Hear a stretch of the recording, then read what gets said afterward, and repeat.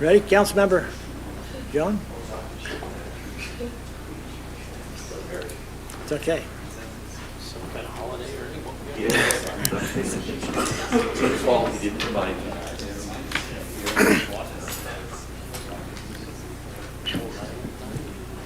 He's on the road. So, ladies and gentlemen, we'd like to welcome everybody out to our American Fork City Council meeting. Yep. It is Tuesday, July 8th of the year 2025. It is 7:01 p.m. and we would like to again welcome everybody. I will be conducting a roll call, but I'll state it up front. Councilmember Hunter will not be with us this evening.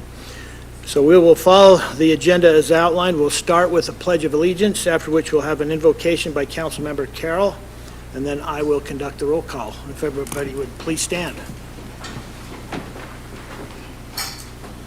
I pledge allegiance to the flag of the United States of America and to the republic for which it stands, one nation under God, indivisible, with liberty and justice for all.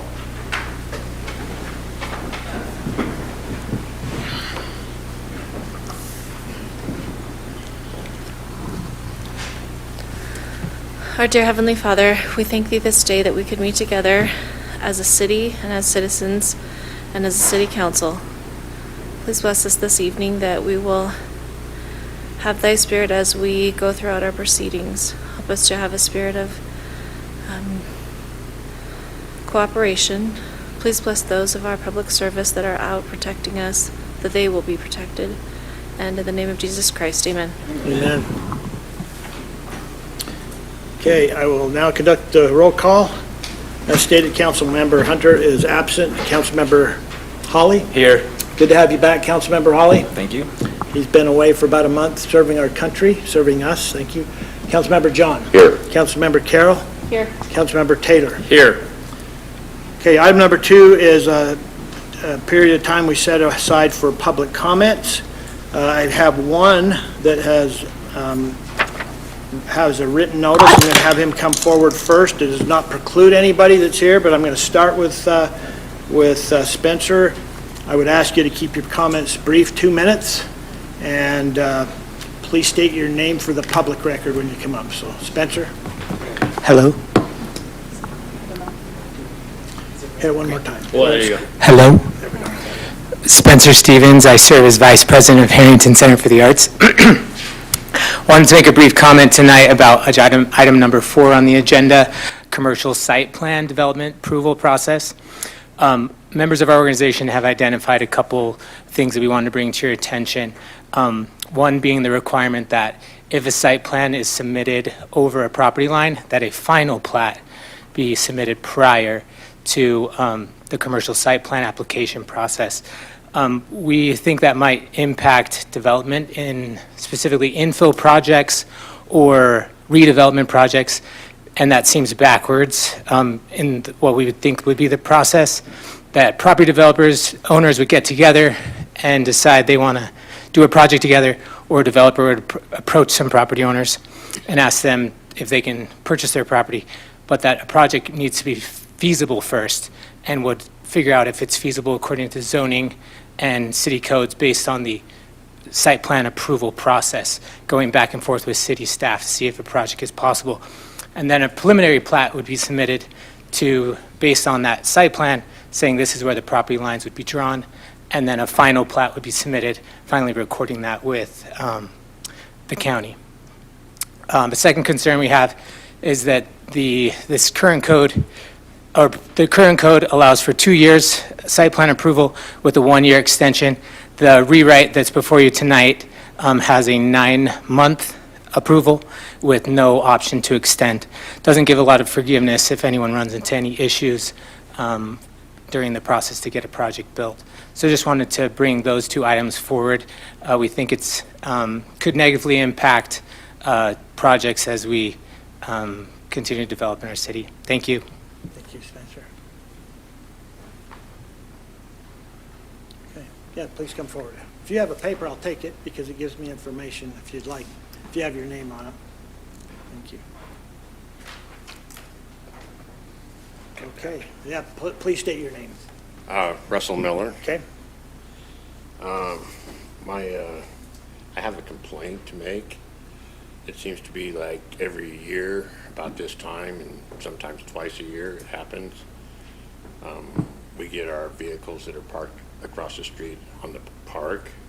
I live by the Val Vista Park, across the street from it. We can't park them in front of our houses because there's mailboxes, fire hydrants, you name it. We can't park there. And so we park our extra vehicles across the street. And he came out last Wednesday and tagged our vehicles and said that we had 72 hours to move them. And then he came out yesterday and re-tagged one of mine, because the other one I put in my driveway, which is illegal according to the HOA, parking in your driveway trailers, minor trailers, that are parked there. And he tagged my white trailer that was still there, but I'd moved it. And 2 years ago, I talked to the officer that was tagging him, and he says, as long as you move it every 72 hours, you can park them there. And so we played that game for a month or so, and then he quit coming out. I do use my trailers for work. I'm in construction. And I let the neighbors use the one of my trailers to haul away junk. If they want to just put it in there, after it gets full, I'll haul it away. So I don't know who's complaining on us over there, but I think, every year we seem to get it right this time, and then they quit for a long time, until next year at this time. So I don't know what that means. I just wanted to kind of find out why they were saying 72 one time and then 48 the next time. That's all I have. Okay. Mr. Miller, I have your phone number, Yes, you do. and I'm certain this is our code enforcement that's going out. And so I'm gonna hand this off to our city administrator and have them follow up with you, okay? Okay. All right, thank you. Okay. Mine's just basically the same thing, because I'm... Let me take that paper and I'll have you just go right to and then just state your name, please. Dennis Cook. Okay. I live 1165 East, 1350 North.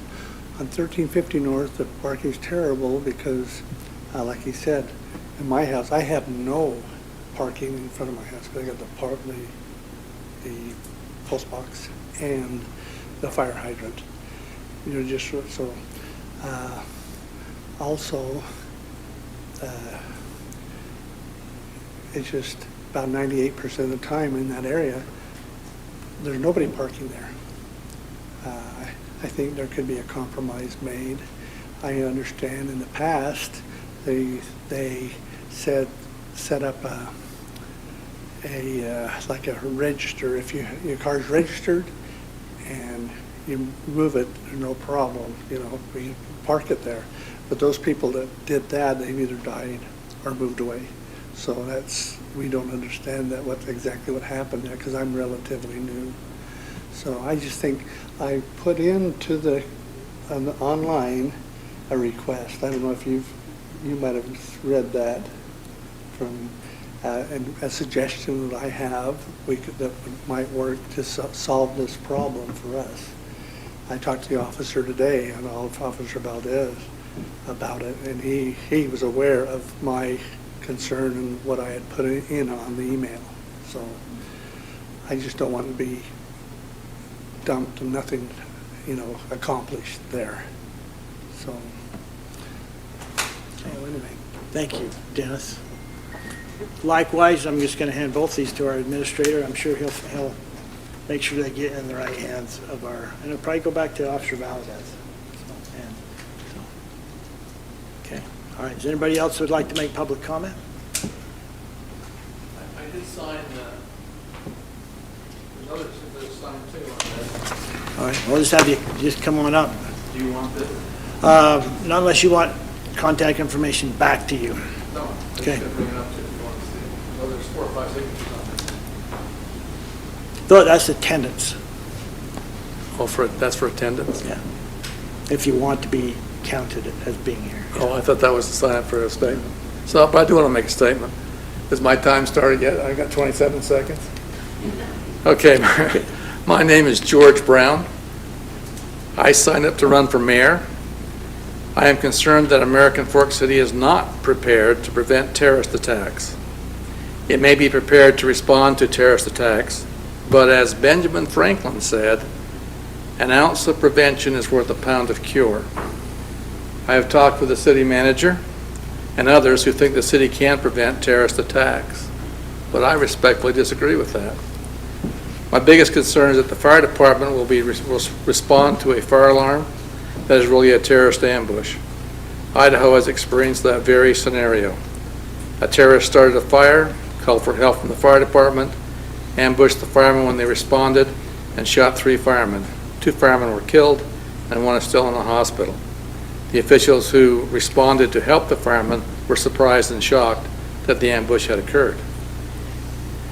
The only way to prevent a terrorist attack is to gather intelligence, identify the potential terrorist attack, and take action to prevent the attack. The most significant thing, significant thing is to gather the intelligence. Then you can take appropriate action. There are many factors that would cause terrorists to take actions in this country. Recently, federal authorities have warned that the possibility of a terrorist attack is very high. Therefore, American Fork City needs to prepare to prevent any and all potential terrorist attacks.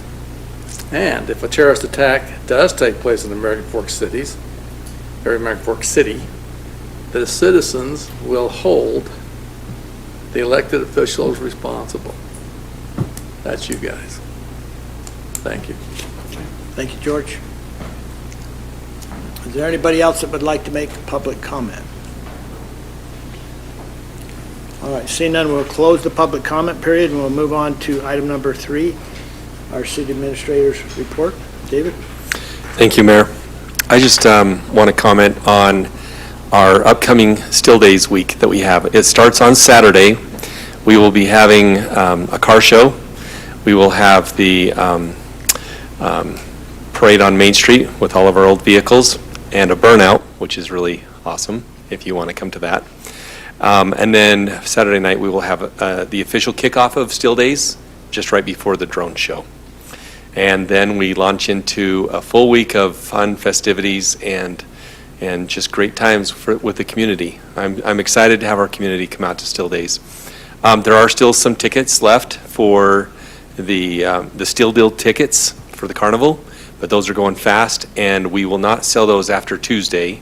That's the last day that you can buy tickets. After that, you have to buy them at the carnival starting Wednesday. So if you want those tickets, grab those. I really appreciate the Chamber of Commerce for all the work that they're doing to get ready for Still Days and to put all the events together, and also for our staff. There is a lot of time and energy that gets put in from our staff to make sure that all of these events happen without a hitch. And there's not any department in our city that's not affected by this. So thank you to all of our staff in advance for all the hard work that they put in on this. So, and thank you to the council for your support in this and helping us fund and have this happen. So thank you. That's all I have. Thank you. Okay, we'll now move on to council reports. Start with Councilmember Hawley. Thank you, Mayor. It's good to be back. I'll just say quickly, so as the mayor mentioned, I was out for the past 5 weeks or so doing my annual reserve training, and I always think about this. As much as it's fun to travel and see the world and see different places, it's always amazing to come back to this great country that we live in, especially to the city. It's just, I love this country so much, and especially coming back over July 4th and having everybody send out fireworks Saturday, Sunday, who knows when they stop doing fireworks, but it's just amazing to come back here, and it's always great to come back and call American Fork home. And so a couple small things related to maybe my committees. So David mentioned that Steel Days is next week.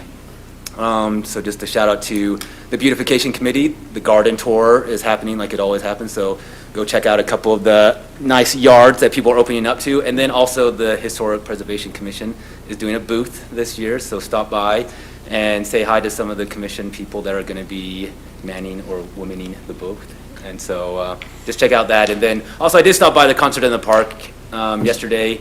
It's always nice to see the concert and how the Quail Park Cove is used, and the Harrington Center that does a great job putting on those concert series every year, and just to see the community gather and listen to some music and get some free performances. So that's all I have, Mayor. Thank you. Councilmember John. I have nothing to report, Mayor. Okay, thank you. Councilmember Carroll. Yeah, I was just going to comment on one thing, and that is that I was able to attend the ribbon cutting for the the new boat harbor. And I wanted to give my kudos to staff for that because, wow, what a huge improvement.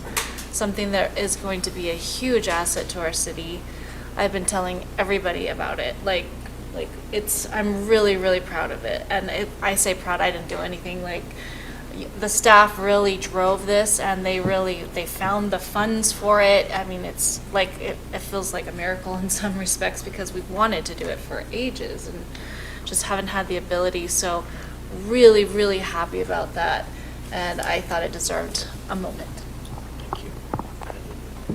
Okay, Councilmember Taylor. Yeah, I just want to piggyback what Stacy said with the boat harbor. You know, having been going there my entire life, that's so awesome to see the grassy area down there now and a beach.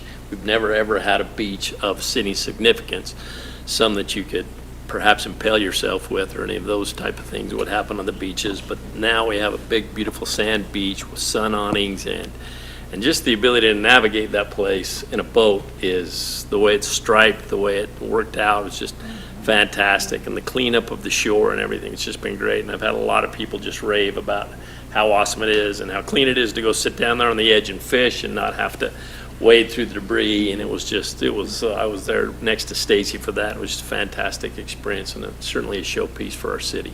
So grateful for that. And that's all I have, Mayor. The staff had a picture of that boat. Remember your picture? Okay. What? You had a picture up there of the boat harbor?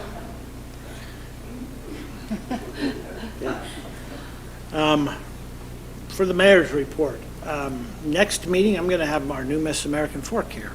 That happened last Saturday. Whitney Martin, please. She was at the ribbon cutting as well, but you know what? I'd be remiss if we just didn't have a little bit to say about Bryn Carnesecca, who was Miss American Fork 2024. She was a great ambassador for our city. I get to work pretty close to with these girls in a lot of different events. And they wear the name on them, and they do represent us. They capture the eye of people wherever they're at, and Bryn's done a great job. Whitney is going to be just like her. She is all about her city and has great pride in her city and is anxious to help to teach people to serve. That was her community service initiative. And so we're going to be seeing a lot more of her, and she is going to be just great for our city. And that's all I have to say, only because I'm going to save every breath I have, every ounce of energy for all next week. Okay, so it's going to, because I think we're going to all need it. It's going to be great.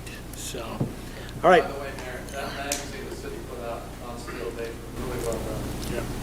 Okay, we'll now move on to the common consent agenda. It's only consisting of one item. The minutes were not in the packet. They were not prepared, so I'm pulling out item number 2 and 3. So the item number 1 is the approval of a beer alcohol beverage license for Leela Convenience Store, DBA 7-Eleven, located at 655 South, 500 East. Any questions? Mayor, I'd move approval of the common consent agenda. Okay, I have a motion by Councilmember Taylor, Second. second by Councilmember John. Any discussion on this motion? Okay, I'll call for a vote. Councilmember Carroll. Aye. Councilmember John. Aye. Councilmember Holly. Aye. Councilmember Taylor. Aye. Okay, item number 2 is a review and action on a resolution approving a land use map amendment known as Boat Harbor Pump Station located at approximately 1611 South, 100 West. This is the Harbor Road on approximately 31.71 acres. The property proposed to change from the resort land use designation to the institutional land, schools, and public facility land use designation. And I'm going to have Patrick just lead us into this. And we have the applicant here as well, and anybody that, so. Thank you, Mayor. So essentially, this is an initial step before we're receiving an application for annexation. There's an intention and an intended use for that site that wouldn't be permissible under the existing land use and zone that it would be annexed in under. So the idea is to seek approval for a land use change. So when the annexation process is started, our code requires you to annex in under certain zonings, and that's dictated by the overlying land use. So that would allow them to annex in line with our code, and then in line with a zoning that would permit their intended final use of that site. The development and permitting process for the site's already begun, and that's been handled at the county level just for different elements of what they're seeking to do there. And that's kind of been approved through some of that process already, but there's additional development that will be occurring in the future that will be handled just through our own municipal processes. Who owns that land? It's TSSP. Okay, that's what I figured. And we have representatives, we have Rich Mickelson, plant manager, it's got any Bone Collins, right? So they're engineers, so. Just a typical land use map amendment that we generally engage with. The pump stations got to go there. Yeah. I mean, the notes from Planning Commission and everything were pretty clear, so it's the right move. I don't know when's the last time we had anybody wanted to annex into a PF zone. Ever. So. Mayor, I'd move to adopt the resolution approving the land use map amendment located at approximately 1611 South, 100 West, American Fork City, from the resort land use designation to the institutional land, schools, and public facilities land use designation. We have a motion by Councilmember Taylor, Second. second by Councilmember Hawley. Any discussion on this motion? I kind of think this is not an issue, but I'm going to just bring it up anyway. But in the Planning Commission notes, I appreciated that they talked a little bit about protecting the residents in the area so they weren't buffering right up to the pump station and things like that. Is there anything that would prevent that in the future, because the entire parcel would be changed over to this land use designation? Would you like us to speak to that? I would say, Patrick, why don't you, as far as, I mean, what they We've might want to do, but I mean, Yeah. this is a broader question, I think. I guess we've seen some preliminary concepts Okay. and some more detailed design for their intended project, and they're far enough along in it that it's likely a lot of things probably won't be changing. These concepts can be put into the annexation agreement, and that would be binding in terms of site layout and where specific things would be. So that would ensure that there's kind of a level of protection, both for adjacent property owners, but then also we've looked at it in the past with adjacent properties to preserve our buffer for development between that area and the lake, just so we don't have major development encroaching onto our lake shore as well. So we keep that habitat preservation space between the lake shore and where development would occur. Okay. Some of that's naturally constrained just by the environment, but also we're quite aware of that, and I believe the applicants have looked at that as well in their proposal. Okay, fabulous. I mean, my experience is you guys want to be good neighbors, so I appreciate that, but because it is on the lake, always good to ask. Well, I mean, I guess because it says in here there's supposed to be wetlands.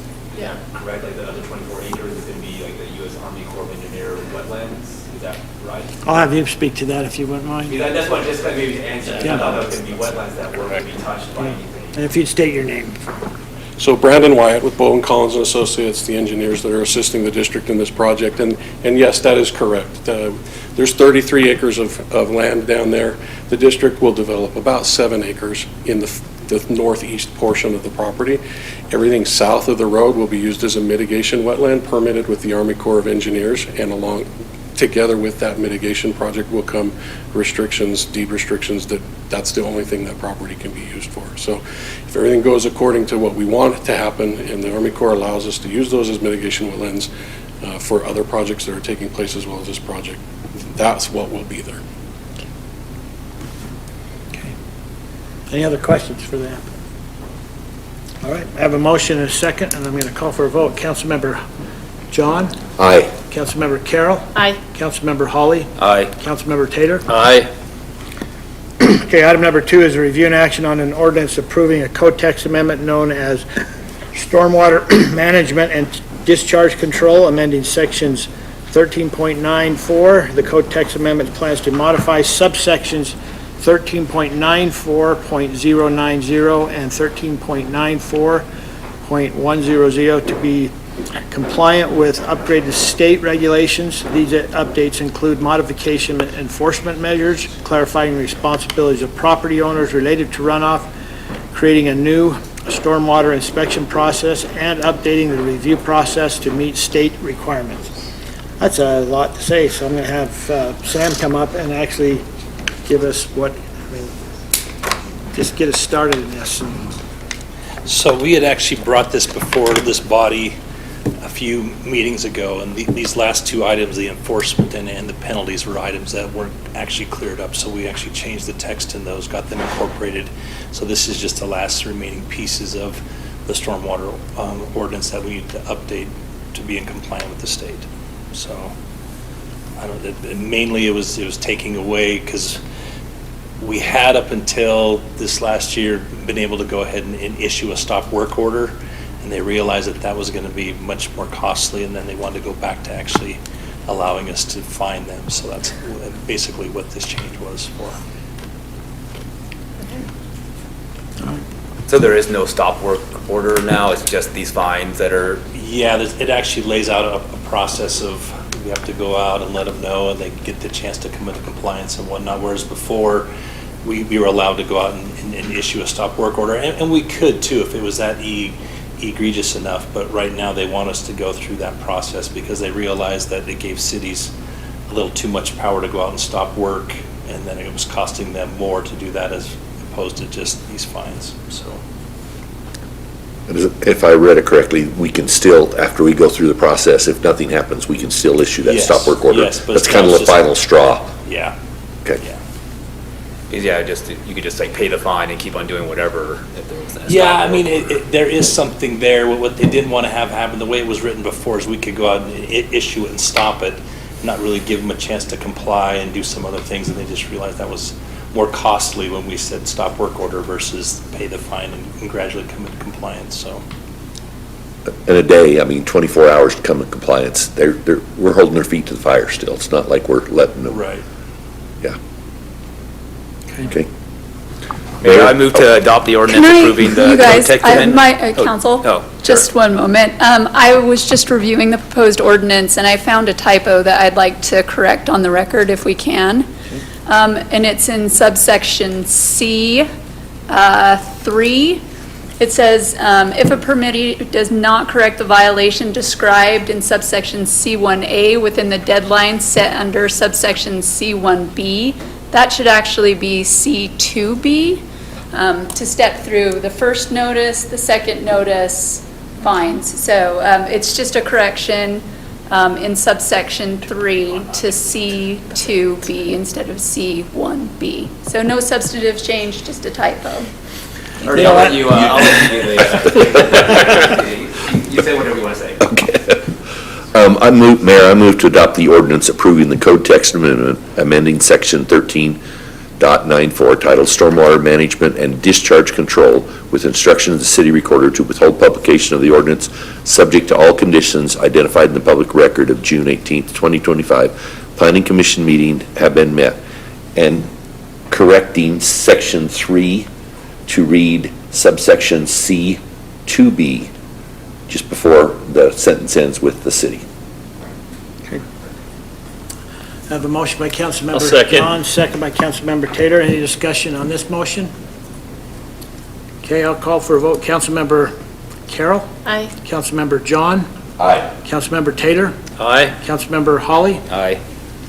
Item number 3 is a review and action on an ordinance approving a code text amendment known as Administrative Site Plan Approvals of the American Fork City Municipal Code, amending section 17.6.101. The code text amendment plans to amend the site plan approval process.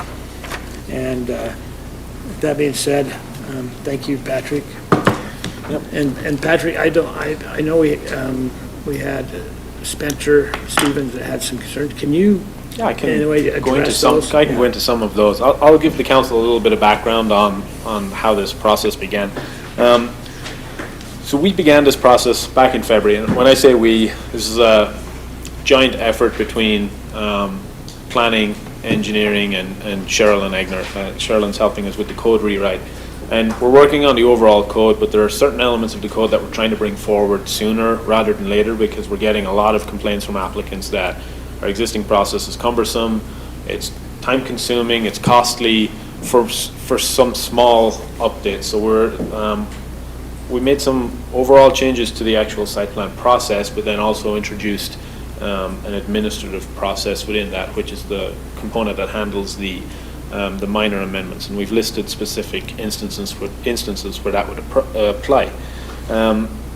So essentially, our intention was to update our process just to make it more streamlined, and then promote development, and with an economic development approach as well, of helping our existing businesses or new businesses in the city where there's an existing or past use and they're trying to bring in a new use, and the change of use would require them to go through an entire new update, which an entire site plan packet could be $10,000 plus for plans, and that's just to put them together before you go into additional fees and costs for multiple reviews. And that's putting that together for a simple change of use. That can be handled by just addressing a couple of minor issues of looking at occupancy, parking, and if there's any other minor changes that need to happen in terms of access. And that would negate the need for a lengthy process. It would allow us to get businesses up and running a lot quicker, a lot sooner, and with a lot less hassle. And we're trying to get that approach on it, but also with some existing tenants within the city. I've spoken to a number of them over the last few months and over the last year, and they're kind of waiting for this type of process to come into place, because to them it's worth waiting. And these are some of our larger economic development groups within the city, some of our larger economic drivers. Currently, our existing process, and this is to address some of Mr. Stevens's comments. Currently, our existing process requires a preliminary plan and final plat to be approved before we'd accept the site plan. That's a change that was made about 18 months ago in our code. So the reason it's in this section is we're actually trying to be consistent with our code, something we haven't been very good at in the past. Regarding the building over lot lines, that's something that it's quite challenging. We really shouldn't be approving projects until boundary line issues are addressed. It causes issues with neighbors because people feel like they're being forced into something. So ensuring that boundary line issues are addressed beforehand can actually be better at ensuring if a project is feasible or not, because you know what you're working with. So getting your plat together is a lot cheaper than going into major design, because a site plan requires elevations, and architects' fees are a lot higher than just simple platting of properties. So that should really be the very first process. It's standard in planning and engineering in pretty much most municipalities that I'm aware of, that you get your preliminary plat and your final plat addressed before any site plan would be handled. So we're just trying to be consistent with our existing code of requiring that.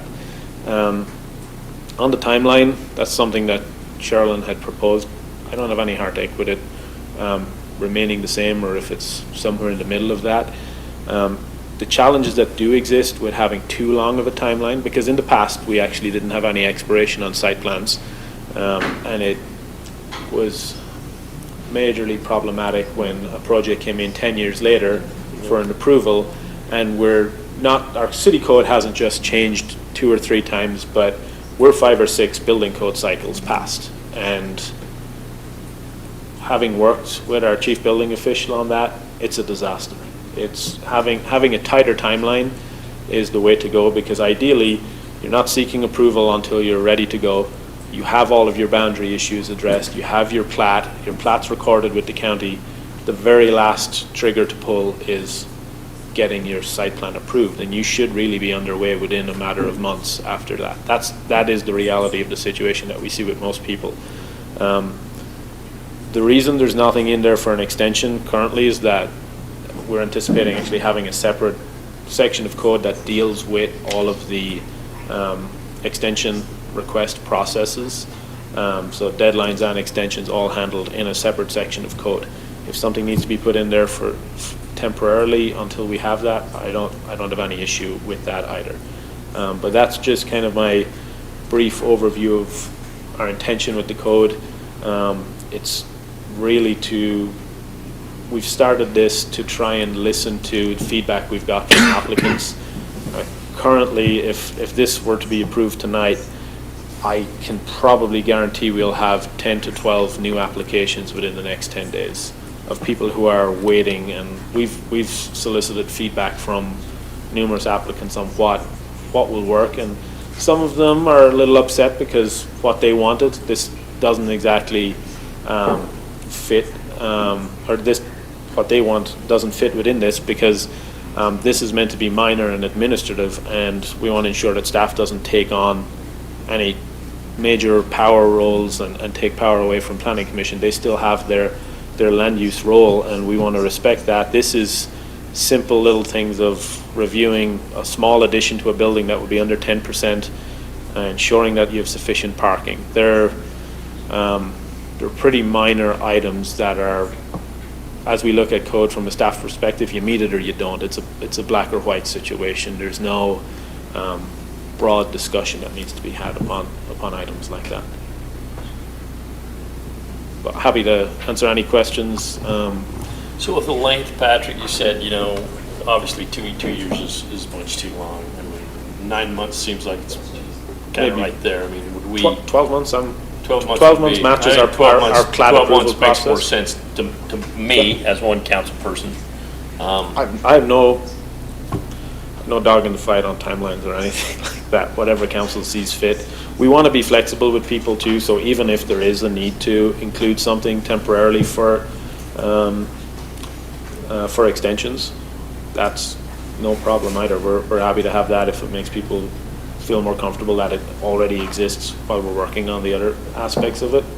That's fine too. I feel like that additional 3 months is going to be of any detriment or if you're not underway after Yeah. 9 or 10 months, you're probably not going to be underway in Right. 12 months, and you're Right. seeking your extension at that stage anyway, just to give you some buffer. And yeah, we're always on board with that. So what are you thinking for an extension? When I know you've got more sections to rewrite, do we need to put something in there now that? I think an So we go with 12 months. extension up to 12 months, but I would say similar to what our existing requirement is, that you can be granted an extension if you show that you're under construction already, or you're in process to do so. If you're leaving it sit and you're just trying to push out a timeline, that's not doing anyone any favors, because you're not vested in a building code at that stage, and you're doing the same thing of pushing yourself out, and there's further amendments that may have to be made to your site plan at that stage, because you have to be compliant with all of the different codes. Fire code could be pushed into a new cycle with the state, which then pushes us into it. Same with building. The last one we had, which was majorly problematic, was an update to the energy code, and that caused numerous applicants who were not near the end to have to make some major revisions to their projects. So what if we had like a year, like Clark said, and then a 6-month extension? Is that like, I mean, that's 18 months. It seems to me like that. Does that hit us to make sure that when we do have those major changes come through in 18 months, or Yeah, we would know within 6 months if there's new updates coming at the state level that would impact anyone. So it would be a simple matter of, if you're coming end of December or beginning of January, most likely these new code cycles don't come on until January 1. So council will be aware of that and be briefed, because you'll be seeing applications from staff to update our code to come into compliance. Yeah, to have those standards in there. Yeah. So for clarification, they don't have to have their project completed by the 9 months or 12 No, months? just to start? under, like, Underway. you've broken ground or something, Okay. it's not, you're not looking at a C of O level or anything like that. Yeah. I mean, Mayor, just real quick, could I suggest if you're speaking, we have Councilmember Hunter's online watching, would like to hear the discussion. He can't participate, but he wants to hear. So if you could just speak into your mic real clear so that he can follow along, that'd be great. Thank you. Anything for Councilmember Hunter?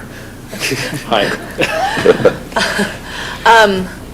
I think for me personally, at least 12 months would be good. I'm just thinking sometimes people get like weather, you're working on something and then weather happens after that. So then at least if you have like the 1 year to start, to me that seems a little. Are you bit- talking about the 1 year as opposed to the 9 months? Yeah. Or the 1 year on the extension? No, 1 Yeah. year as opposed to A 9 ba- months. a base of 1 year? Yeah. And then do we need to put an extension in here until that next section of code Yeah, gets done? I don't have a problem with that. If legal thinks that's good to include, it's, I personally would think it would be good to have like a 6-month extension, just until we do the code. I mean, if we're gonna change it, just have something temporary that, as long as it's easy to get it in and out, but I kind of agree that if something happens and stuff like that, Yeah. then just have that flexibility to have like a 6-month extension, and then we can always deny an extension, right, if we want to. I guess that's the question of Can deny. regular site plan process, 6-month extension, does it go back to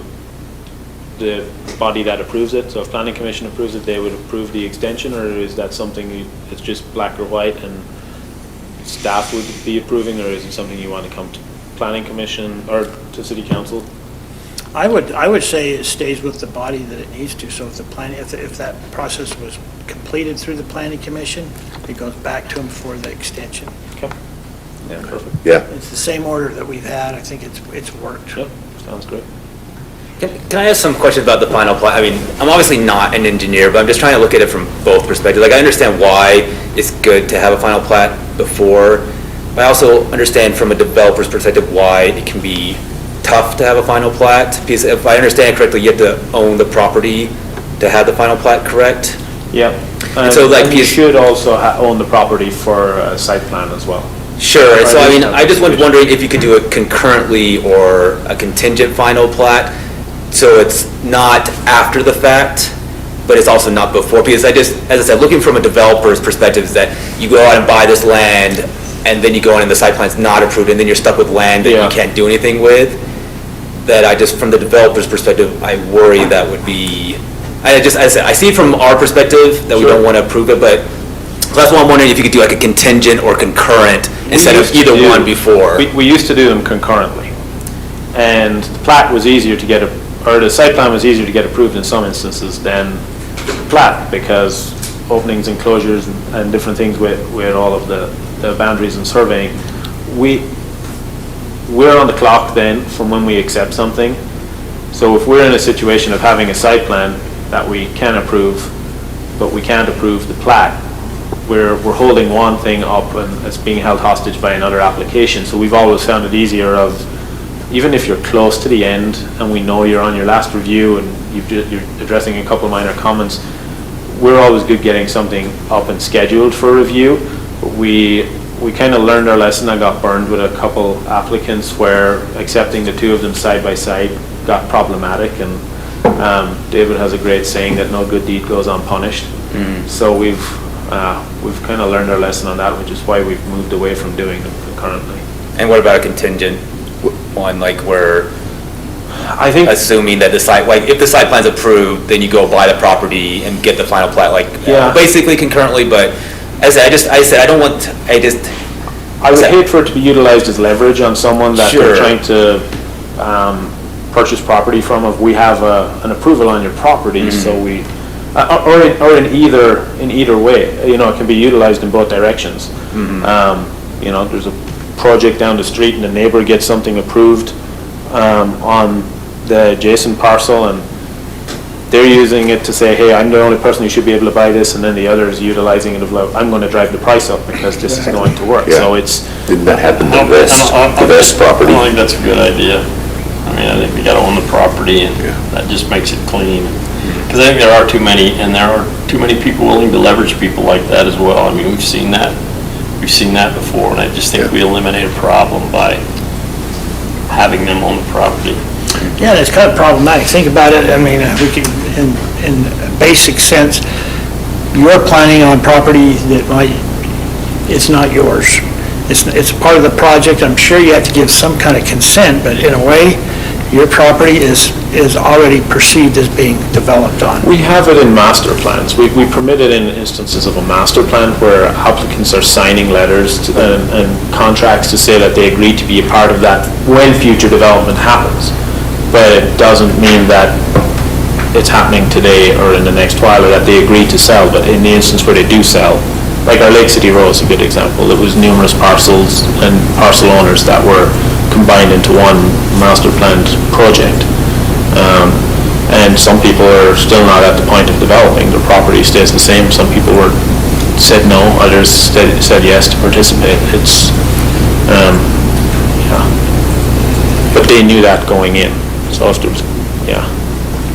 Yeah, I kind of am a little waffly, like, with Tim, like, I worry a little bit about the downtown area. I've been, for a long time, it's hard for people to develop or even change use in downtown, or maybe some of our other infill projects, and inhibiting their ability to plan something. I'm thinking, like, if you had a developer who wants to come in and they're like, well, I don't want to buy this land until I know that I can actually do this thing that I want to do. That's essentially what we're talking about. And that's what we utilize our concept plan process for. We've got people who are 5, 6, 7 meetings deep in that, and they come back week after week or a couple months at a time, and they're fleshing out their overall project.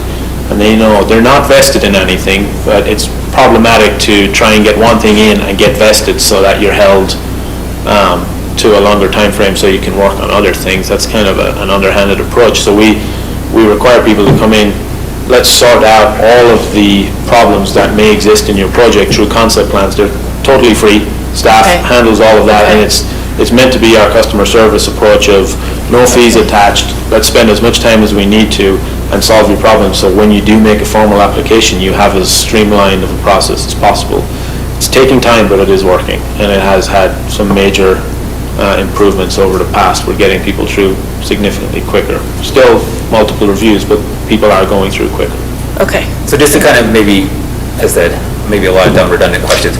So can we issue like some kind of conditional site plan approval or something to them that if they go buy the property and get the final plat, that they can have some kind of assurance that it will be approved? As I said, I mean, because I get it from both sides.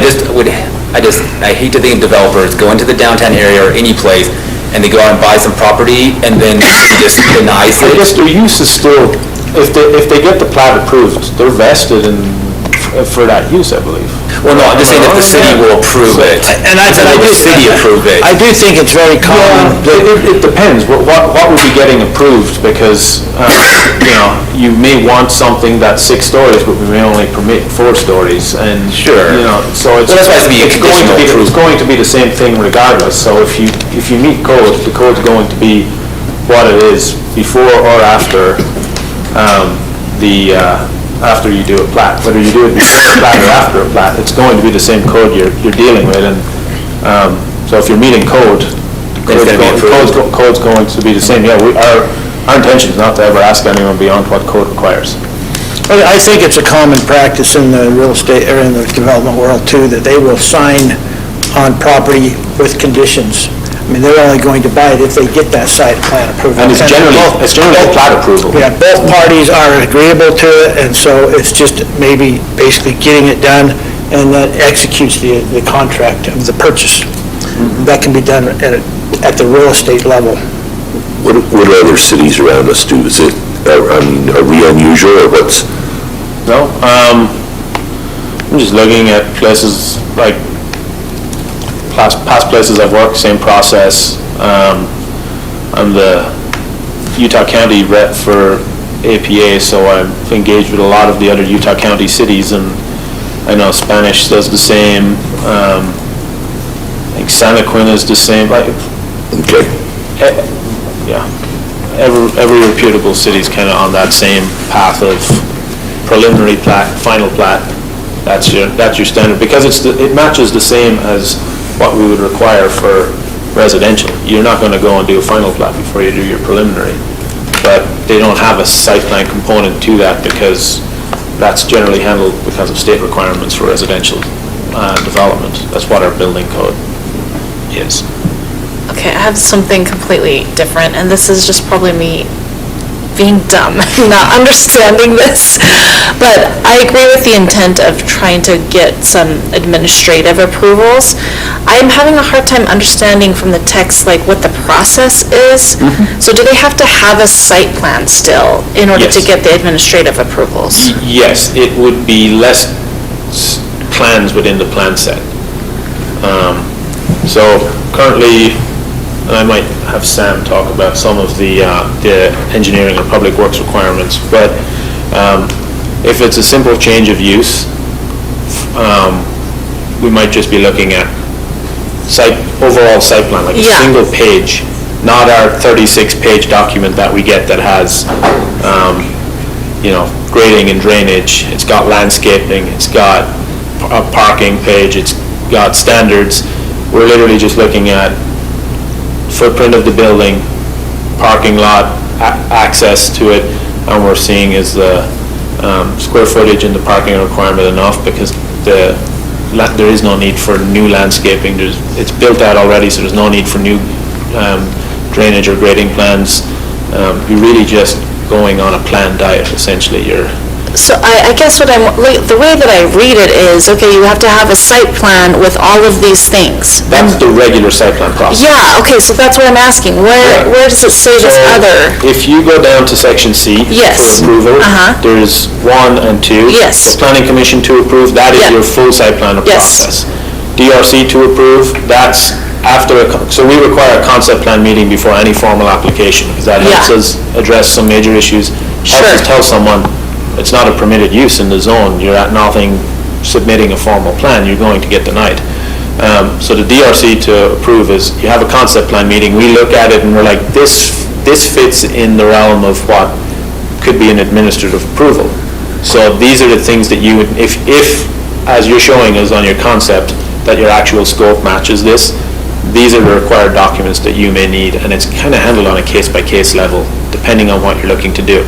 If you're looking to do an extension to your building, then you're going to have some additional requirements in there. But if you're just doing a change of use, shell stays the same, but the tenant is... So what you're saying is it's actually, you have to come in to the DRC without having your full site plan yet if you're just doing a minor change.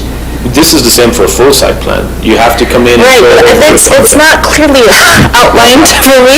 I'm sorry, I'm so dumb for this, I guess, because I'm like, I don't get it. No, I think perhaps the code as proposed is confusing, because it has the approval section when we're just going through the regular site plan approval, right, process.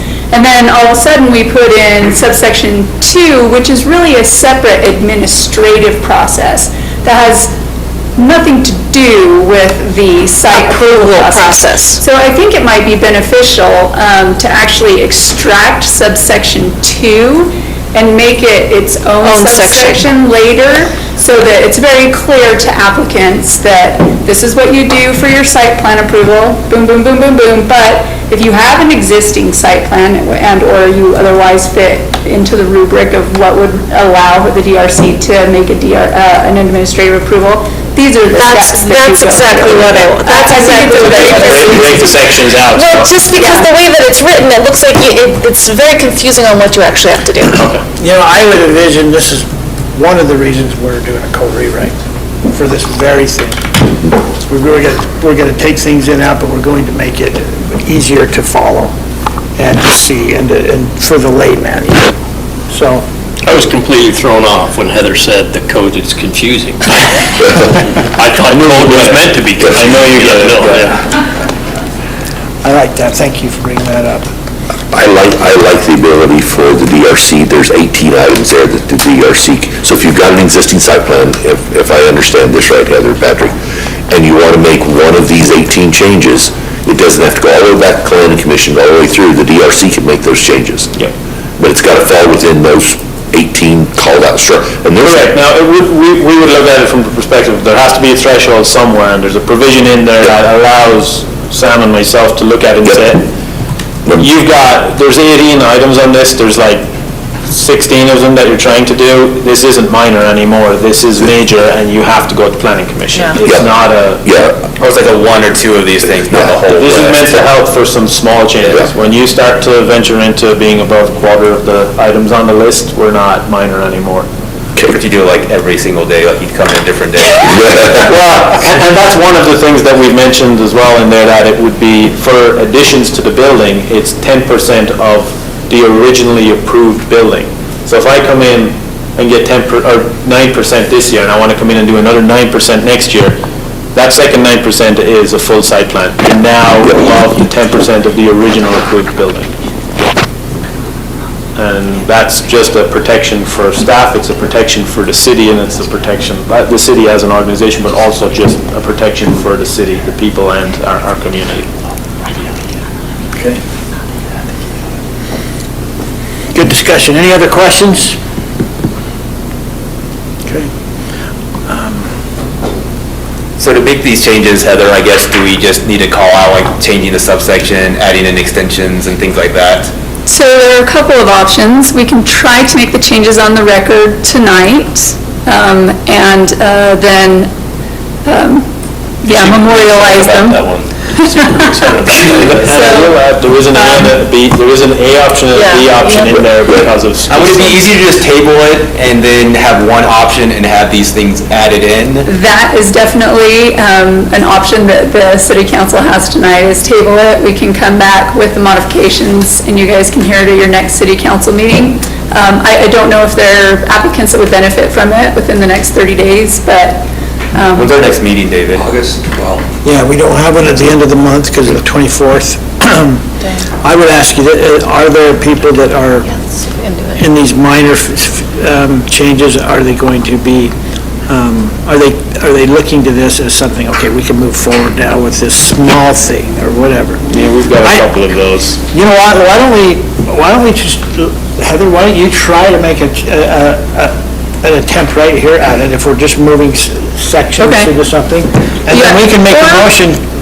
Or we could do option number 3, which is to enact what we have now, and then bring it back at the next city council meeting for modifications and changes.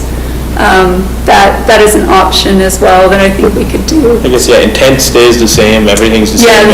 Yes, substantively, the only real substantive change that it sounds like the council maybe has been discussing is the extension period. So that is an existing code. That exists. We can include that now, though. We can do that, that's item number 7, and we could add the 1-year initial with a 6-month extension, because would that be? And goes back to the body that... The body that did the original approval for the extension. Change the extension anyway, and we can like move the subsection at the next meeting or something like that. Yeah, let's do that. Okay. Go ahead, Stace. Okay. I move to adopt the ordinance approving the code text amendment, amending section 17.6.101, titled Administrative Site Plan Approvals, with instructions to the city recorder to withhold publication of the ordinance subject to all conditions identified in the public record of the June 4th Planning Commission meeting, including changing the expiration date to 12 months with a 6-month option for extension. To the approval body. Back to the approval body. You need to say option B, by the way, as well. The land use authority. Yeah. And then option B, which... For sure. Okay. Yeah, using option B. Okay. I second that motion. Okay, good. I have a motion by Councilmember Carroll, second by Councilmember Holly. Any discussion on this motion? I'll call for a vote. Councilmember Holly? Aye. Councilmember Taylor? Aye. Councilmember Carroll? Aye. Councilmember John? Aye. Okay, item number 4 is review and action on a proposed code text amendment known as asphalt paving, general description of the American Fork City Municipal Code, amending section 15.01.1250. The code text amendment plans to increase the requirement pavement cross-section on city roads and clarifies requirements for determining existing pavement conditions. Any questions on this? Sam, thank you for staying on that front row. I guess I would, I'm wondering what's precipitating this. What we're wanting to do with this is to create what we call a perpetual pavement.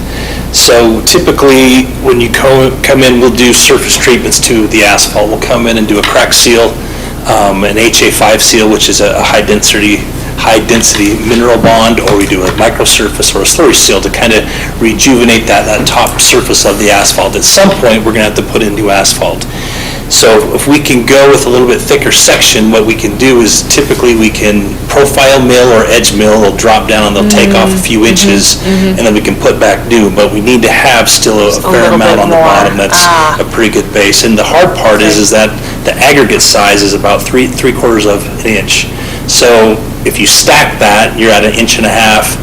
And if you already have 3 inches and you're putting down 2 inches, I mean, you don't have enough there to actually have somewhat of a perpetual pavement.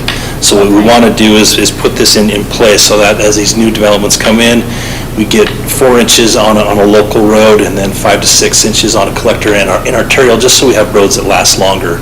And then when we come in the 20 to 25 years to put down new asphalt, we still have a good layer of asphalt, and we don't have to do what we call a full depth reclamation, where we have to take out all of the asphalt and do some work to the base and shape it, because it's just a lot more costly. So we can save some money in the long run by making these sections a little thicker to begin with.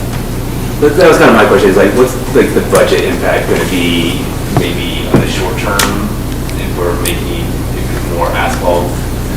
In the short term, it is going to cost a little bit more, but in the long term is where it actually pays off, because we're trying to, there's enough of our roads in the city that we know we're going to have to come in and do a full depth reclamation of them, where we're going to have to take off all the asphalt and probably even add more just to make it last longer. So this is we'll apply this to both our own capital projects, but we're also trying to capture when the private developments come in that they're going to put in that thicker section now. So it is a little bit of a cost for them up front, but it's also, it's better for us. We won't have to spend as much money in the future, and our dollars can go a lot further. Sure, and I totally agree with that. I think it's good. I'm just wondering what the budget impact is going to be for 2026, 2027 to the city. Is it like a couple $100,000? Is it $1 million? No, it's probably going to be the tens to hundreds of thousands of dollars, maybe. It just really, it's hard to quantify, because right now I would have to look it up to see what it costs per ton. Because for us, when we actually bid it out and spec it out, we do it per square foot, and then we have the thickness, and we don't actually get into the tonnage. But I would say it's probably going to be in the tens of thousands to our current projects. But yeah, I guess more importantly, it's just capturing the development that's coming in to make sure that it's in, and that we're not having to pay more to put back more in the future. No, I totally fine. I just maybe David, we can talk about this later, just to see if there's something where you can. And I can get those numbers to see what they are. That's fine. Yeah, I can get you those. Roads being what they are, though, we have to do things that will better prepare us in the future, and if this provides for that. Spending a modest more amount now to be able to protect longer in the future. I mean, roads is forever the item of discussion in the city, so.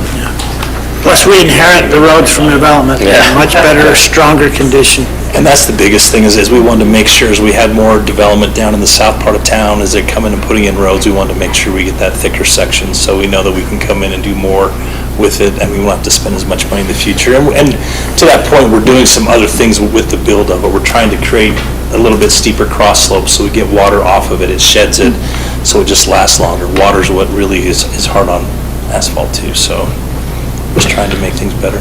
Mayor, I would move to adopt the ordinance approving the code text amendment, amending section 15.01.1250 1250 titled Asphalt Paving General Description, with instruction to the city recorder to withhold publication of the ordinance, subject to all conditions identified in the public record of the June 4th, 2025 Planning Commission meeting have been met.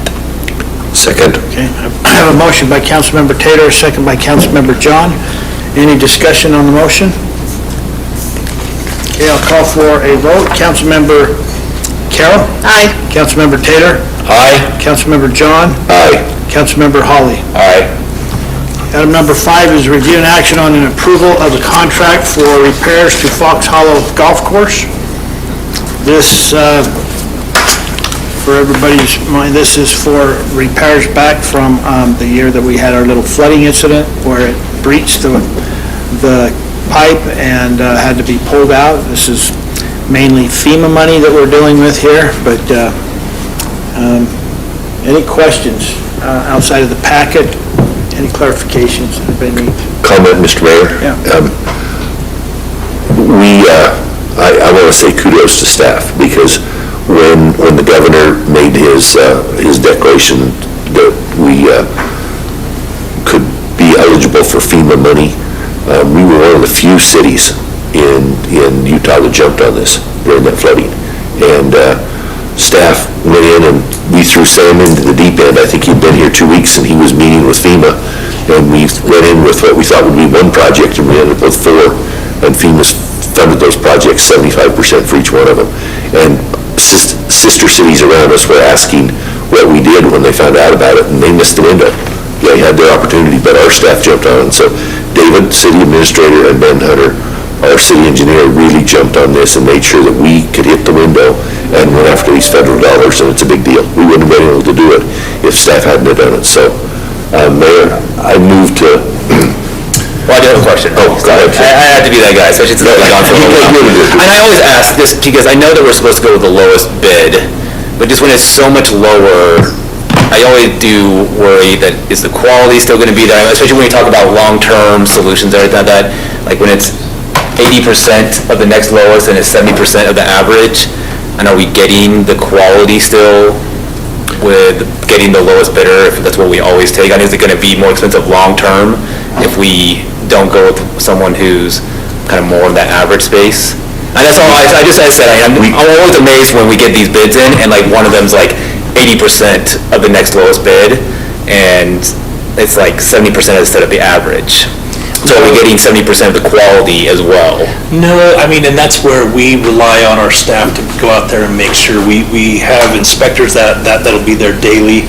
And it is a concern when you see prices come in, and we always know that, hey, there's a chance that these guys will be looking for change orders. So we go through the plans again to make sure there aren't things that we missed. But yeah, no, that's just how we operate. We don't really have that luxury to to try and choose the one that's in the middle, because that seems to be where they have the money and they can go ahead and do it and they can absorb a few things. So, but because of our process, we always have to go with the lowest bid. And we have inspectors, engineers, and we take a lot of time to make sure that we're out there, we're seeing any potential problems, we address them and do what we can to mitigate any change orders. So yeah, it is a concern, but it's something that we do for every project. We just don't ever have the option to go with the high bid and not worry about it, or the middle bid. We always go with the low, and we do what we can to make sure we reach out, we look at references, we call other cities, because that should be part of that as well. And if there are issues with certain construction quality, their public involvement, or things like that, then yeah, we do have the right to go ahead and say, you know what, this probably isn't the best fit for us, and we'll go to the next contractor. But in this case, Hughes is very competent, and we'll be there to make sure that it's done and it's done correctly. Okay, thanks, Sam. And we did hit the engineering, it was almost right on, dead on the engineering estimate, so that's good to see. Right, yeah. And this is going to be, and FEMA's going to match up to 75% of it, and then we'll go ahead and then coordinate with the 2 other cities to make sure that they all pay their fair portion of that other match. And we'll, yeah, hopefully get it done before we have to, if there's any water to turn down in October. It's going to be tight. This is a rough year, so. Yeah. Any other questions? Ernie, Okay. Mr. Mayor, I move that the city award the Fox Hollow Flood Repair Project in the amount of $415,042 to the responsible low bidder, Hughes General Contractors Incorporated, and approve the construction contract as presented in addition to a project construction and engineering contingency of $40,000 to be held by the city. I'll second. Okay, I have a motion by Councilmember John, second by Councilmember Taylor. Any discussion on this motion? I'll call for a vote. Councilmember Holly? Aye. Councilmember Carroll? Aye. Councilmember Taylor? Aye. Councilmember John? Aye. Item number 6, do I have a motion to adjourn? So moved, Mayor. I have a motion by Councilmember Taylor, second by Councilmember Holly. All in favor, say aye. Aye. Any opposed? Okay, thank you very much. Thank you for all your help, good discussion.